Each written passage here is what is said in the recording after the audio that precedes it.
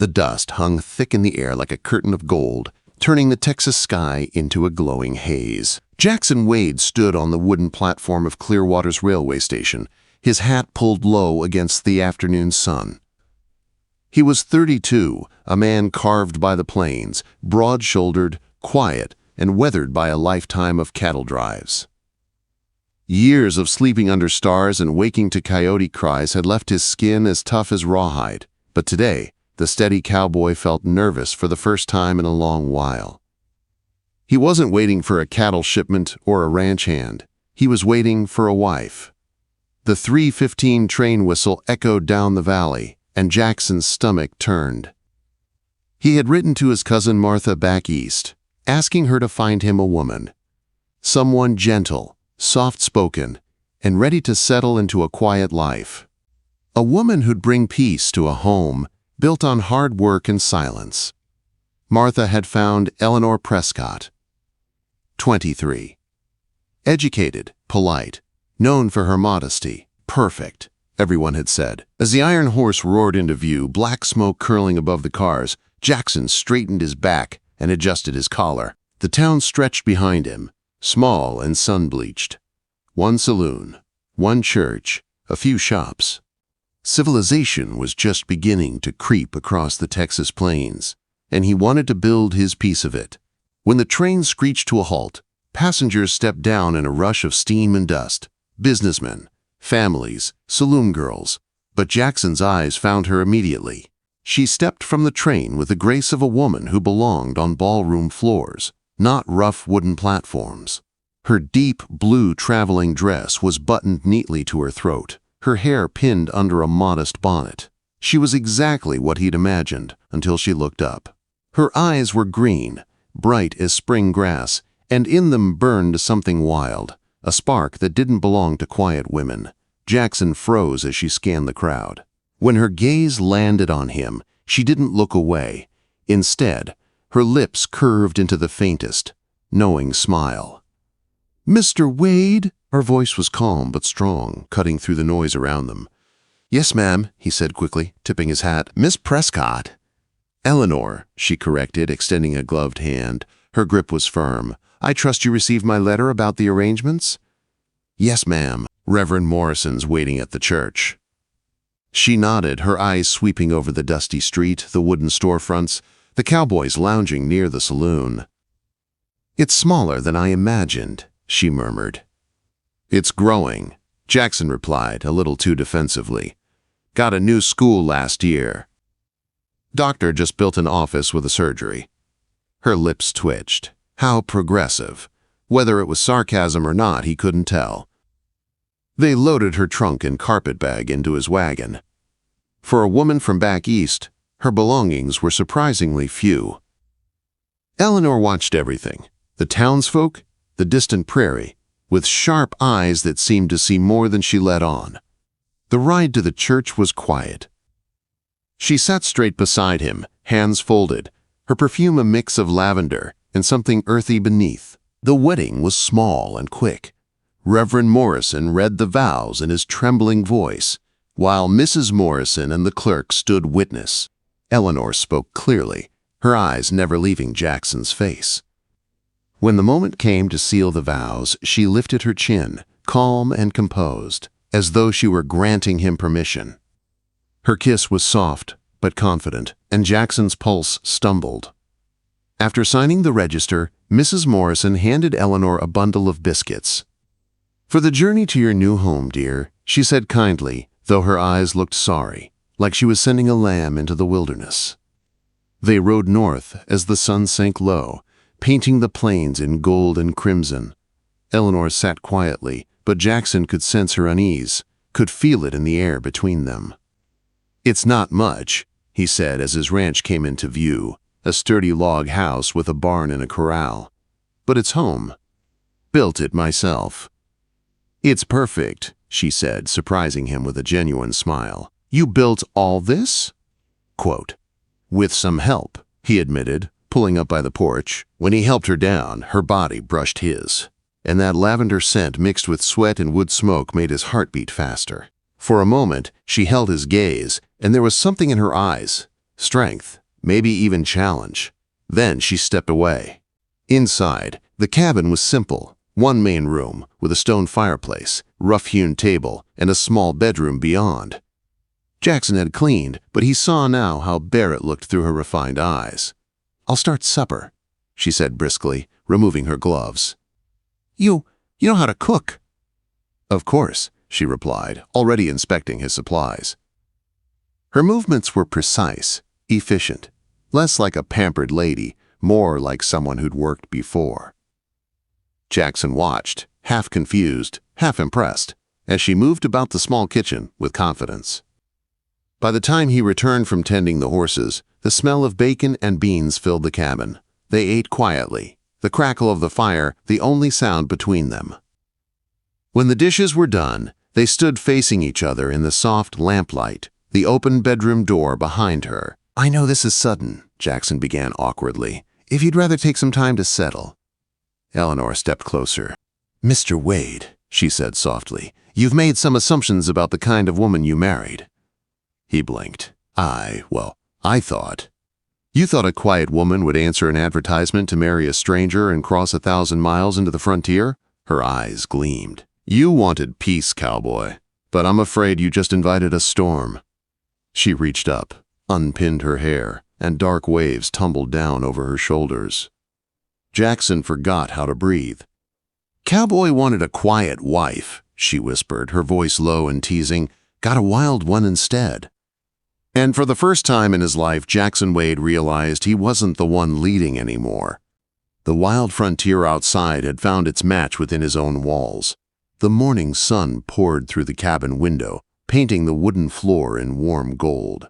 Jackson Wade was already awake, though he hadn't slept much. He lay there, staring at the ceiling, muscles sore in ways that made his chest tighten with memory. Beside him, Eleanor slept deeply, her dark hair spilling across the pillow like ink, one arm flung carelessly over her head. Even asleep, she looked untamed, a woman who claimed space instead of shrinking from it.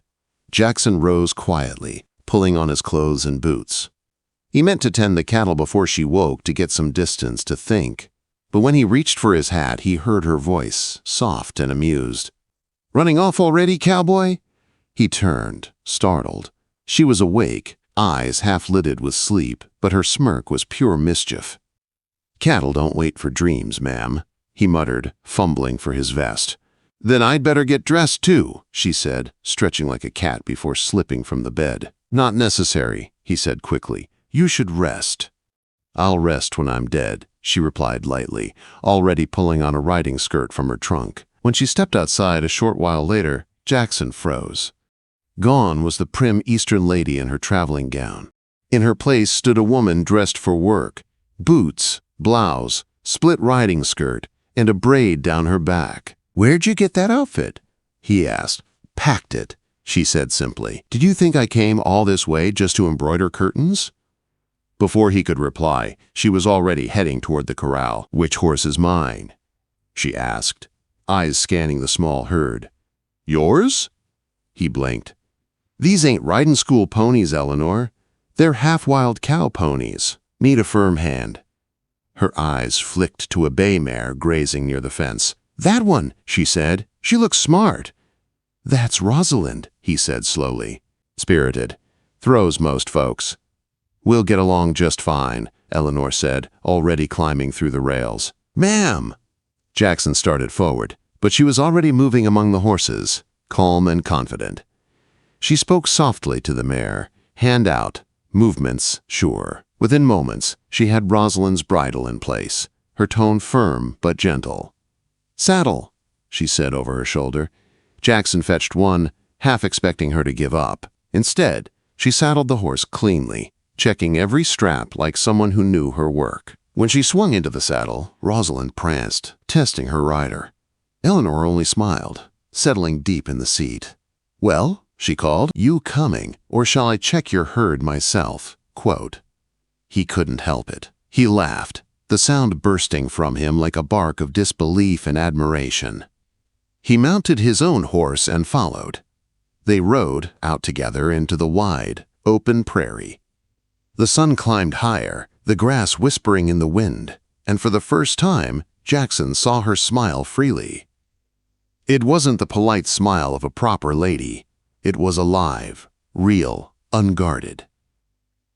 "You ride well," he admitted. "My uncle raised horses in Kentucky," she said. "I spent my summers training colts when no one was looking." "Your family let you do that?" "They didn't know," she said, grinning. "If they had, they'd have locked the barn." They spent the morning checking cattle, Eleanor sharp-eyed and quick to learn. When they found a cow limping, Jackson explained about a wound that needed treating. Before he could rope her, Eleanor snatched the coil from his saddle. "Let me," she said. "Now hold on." Too late. The rope sailed out. It wasn't perfect. It caught the horns instead of the neck, but it held. Jackson stared. "Where in the devil did you learn that?" "Practice," she said, eyes glinting. By noon, she was covered in dust, her cheeks flushed, her smile bright. Jackson watched her with something between pride and awe. This wasn't the woman he'd expected. She wasn't fragile. She wasn't quiet. She was alive in a way that stirred something deep inside him. But the town didn't see her that way. A few days later, while riding back from the pasture, they passed the neighboring Hendricks ranch. Mary Hendricks was hanging laundry, her children playing in the dust. Her eyes went wide at the sight of Eleanor riding astride like a man, her braid flying, her skirt split. "Morning, Mary," Jackson called. "Jackson," Mary replied stiffly, eyes flicking to Eleanor. "Mrs. Wade." "Please, call me Eleanor," she said warmly. "What beautiful children you have." "Thank you," Mary said coldly. "I'm sure you'll be blessed with your own soon enough. Then you'll have appropriate things to occupy your time." Eleanor's back straightened, but her tone stayed pleasant. "How fortunate we all get to decide what's appropriate for ourselves." They rode on, leaving Mary gaping behind. "People will talk," Jackson warned. "Let them," Eleanor said fiercely. "I didn't come here to live in a cage, even if it's a pretty one." And she didn't. Every day she proved herself tougher than the land itself. She worked beside him, mended fences, fed cattle, baked bread, and still somehow kept her grace. By night, they argued, laughed, and loved with a fire that burned brighter than the hearth. But storms don't always come from the sky. By late June, the drought arrived. The land cracked open, the creek dried to dust, and hope thinned like smoke. Jackson stood on the porch, watching the shimmering horizon. "How long since rain?" Eleanor asked, handing him a tin cup of coffee. 6 weeks, he said, maybe 7. She studied him, saw the worry he tried to hide. "We'll manage." But managing turned into surviving. Every day they hauled barrels from the river 5 miles away. Eleanor refused to stay home, working beside him under the burning sun, sweat soaking her clothes. The other wives whispered in town, called her unnatural, unladylike, but she didn't care. When Reverend Morrison's wife said loudly one morning that, quote, "A woman like that will bring ruin on her husband," Jackson surprised himself. "Fortunate then," he said, "that I married a woman who doesn't scare easy." Eleanor smiled at him, and even in that brutal heat, it felt like a cool breeze across his heart. By August, the drought broke everything but them. The cattle thinned, the land turned to powder. One evening, Jackson found Eleanor sitting by the empty creek bed, tears streaking her dust-covered face. "It's too hard," she whispered. "That calf this morning," she looked at me like she knew. He sat beside her quietly. "You could go back east," he said gently. "No one would blame you." She turned on him, eyes blazing through the tears. "Is that what you want?" "No," he said. "That's not what I want." Quote, "Then don't insult me by thinking I'm too weak for this life," she snapped. Then, softer, "I chose this. I chose you." He smiled faintly. "You sure did." That night they made plans, real plans, to sell part of the herd, to dig deeper wells, to do whatever it took. When a wealthy rancher named Garrett rode in, offering to buy them out for cheap, Eleanor stood her ground. "We'll die on this land before we sell to a man like you," she told him. Garrett's smile turned cruel. "We'll see." That night the wind began to howl, tearing across the prairie, carrying dust and despair.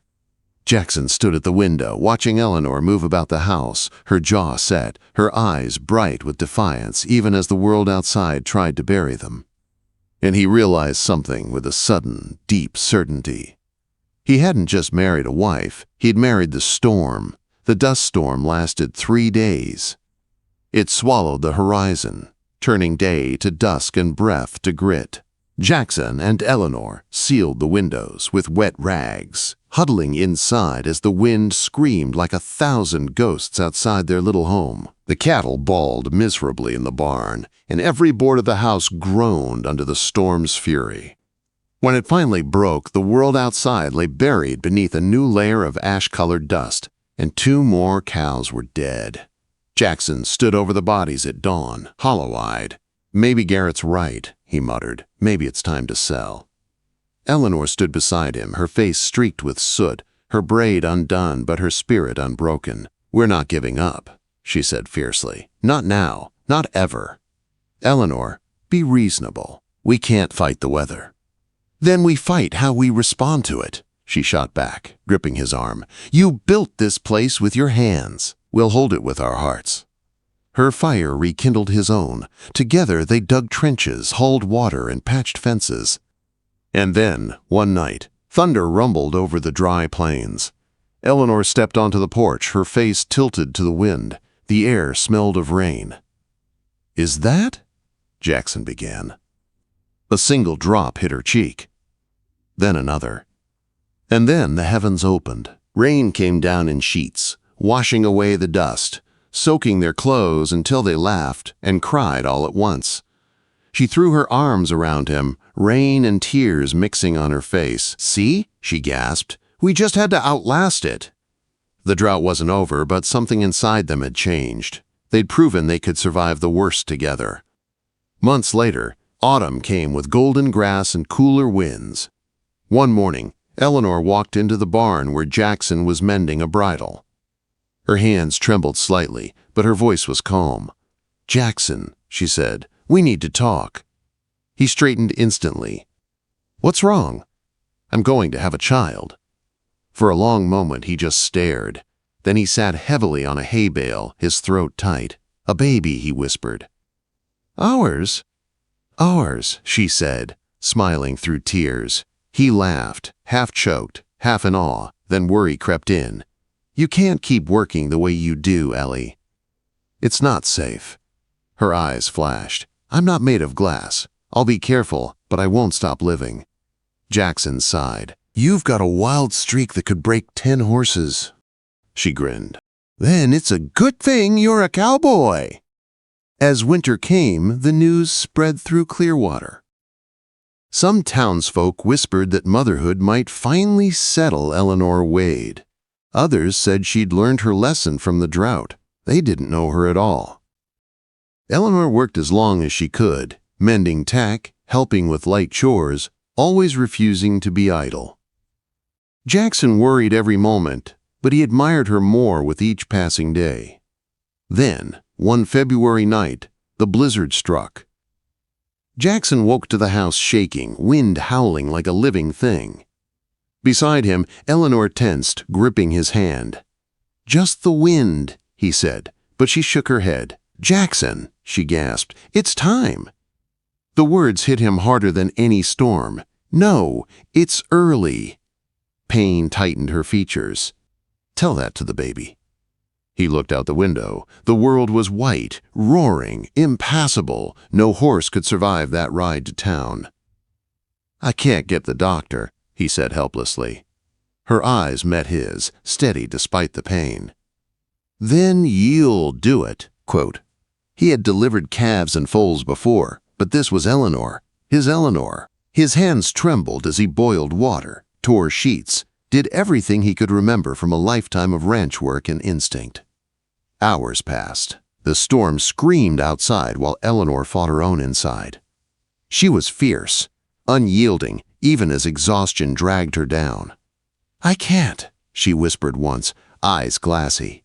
"Yes, you can," he said, wiping her brow. "You've survived worse, Ellie. You survived me." She gave a breathless laugh before another contraction tore through her. When it ended, she looked at him, her voice faint. "If something happens, you save the baby." "Don't talk like that," he said fiercely, holding her hand tight. "You both come through this, you hear me?" The next moments blurred. A cry, small, weak, then none at all. The baby was blue, limp in his hands. "No," Eleanor moaned. "No." Jackson's world collapsed. He rubbed the tiny back, desperate. "Come on, little one, breathe. You're your mother's child. You don't give up." A sputter. A gasp. Then a cry that filled the cabin. "She's alive," Jackson choked out, tears cutting through the grime on his face. "Ellie, she's alive!" Eleanor laughed and sobbed all at once, clutching their daughter to her chest. "She's perfect," she whispered. But Jackson saw the blood, the paleness in Eleanor's face. Her hand trembled as she reached for him. "Cold?" she murmured. He held her, terrified. "Stay with me, Ellie. Don't you dare leave me." "Her name," she whispered weakly. "Hope. Her name is Hope."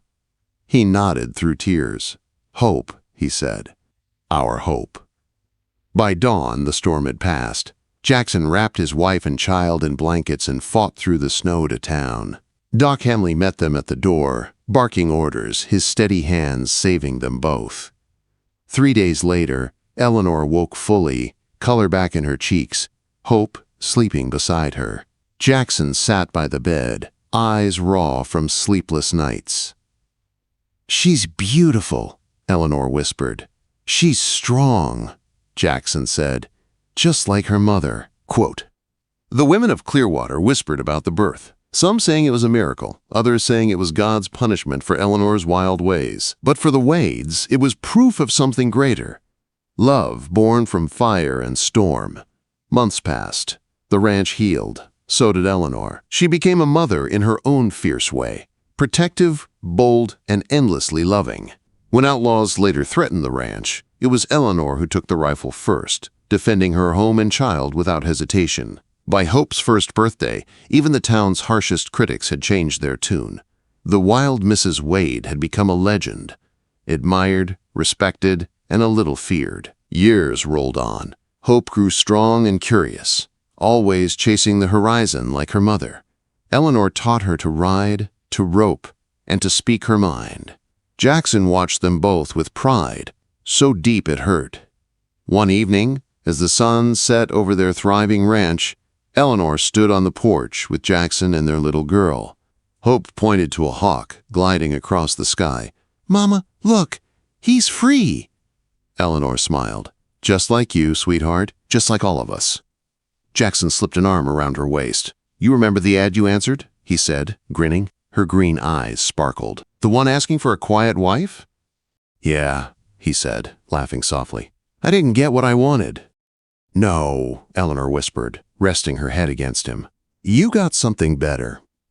As the stars rose over the prairie and the wind carried the scent of sage and rain, Jackson realized she was right.